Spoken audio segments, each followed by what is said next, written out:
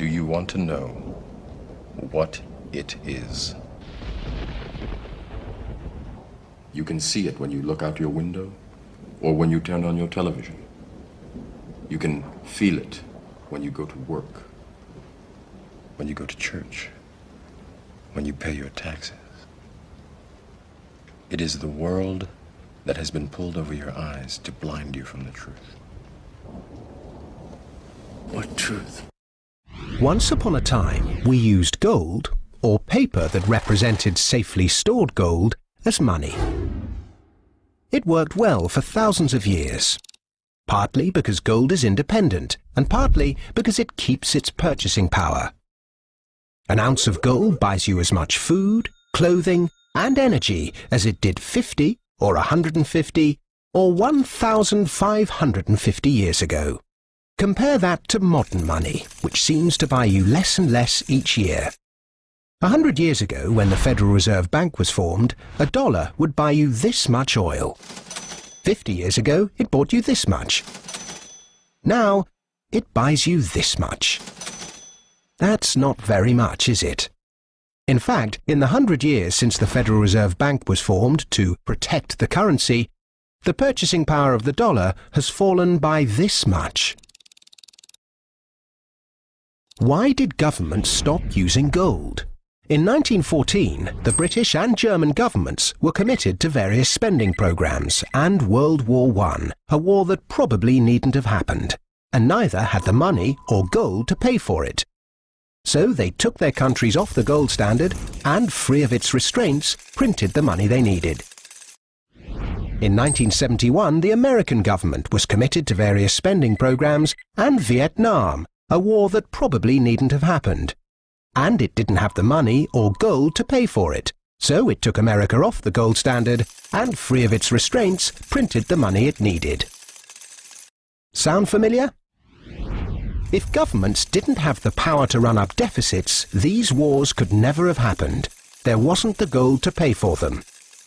The bill is eventually paid by the people through the stealth tax that is currency devaluation by inflation. Now the world operates under a system of money and credit known as fiat. It's the law that what we use as money be money. The government and its banking agencies have the power to issue money, but no one else may do so. Unlike gold, of which there is a finite amount in the world, with this fiat system, there is no limit to how much money can be created, so inflation becomes inevitable. You only need to take a look at these prices at this petrol forecourt to see that drivers are definitely feeling the pain of rising inflation. Drivers are already paying $15 million a day more for petrol than they did a year ago, which means getting from A to B is just going to get even more expensive. I'm filling up cars every day. I drive for a living, so there is a big impact, but what can we do? It goes up daily almost, or certainly weekly. It goes up by at least 2p a week. It's ridiculous. I can't see how something can go up. If we were talking about cat food or something, it doesn't go up by 2p a week.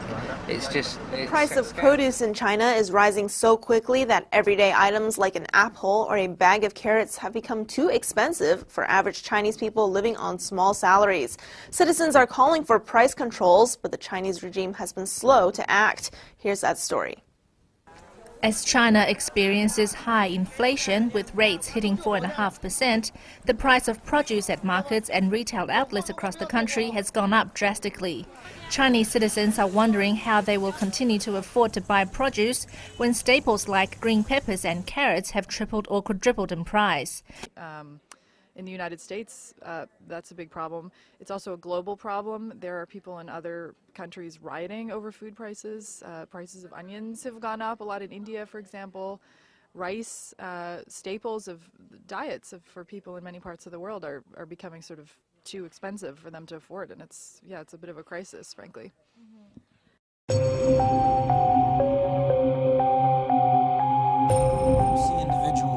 Very concerned about inflation in the developing world, less concerned in the developed world, partially because we don't feel it as fast as the developing world does, but they're making tracks in the direction of gold and silver. Why are they buying it? Are they buying it because they're gold bugs? No. Are they buying it because they're fascinated with the shimmer and shine of the metal? No. They're buying it as an antidote to poison.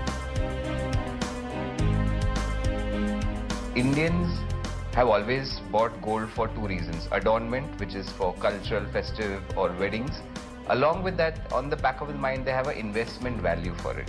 Whether it's a family in India, China, France, the UK, they're all faced with the same dilemma. Demand in India rising 70% last year. In China, 54% last year for both gold and silver. The Industrial Commercial Bank of China with the World Gold Council has set up a program that allows individuals to invest as little as 1 gram of gold per day into a savings account denominated in gold.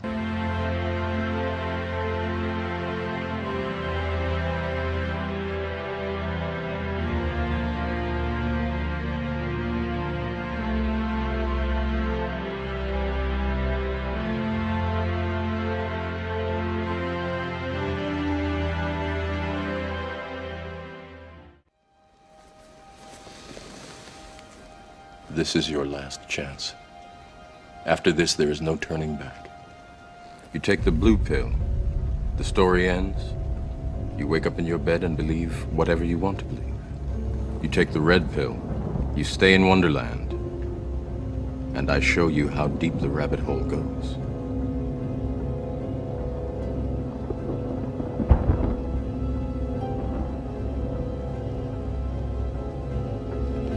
Remember, all I'm offering is the truth, nothing more.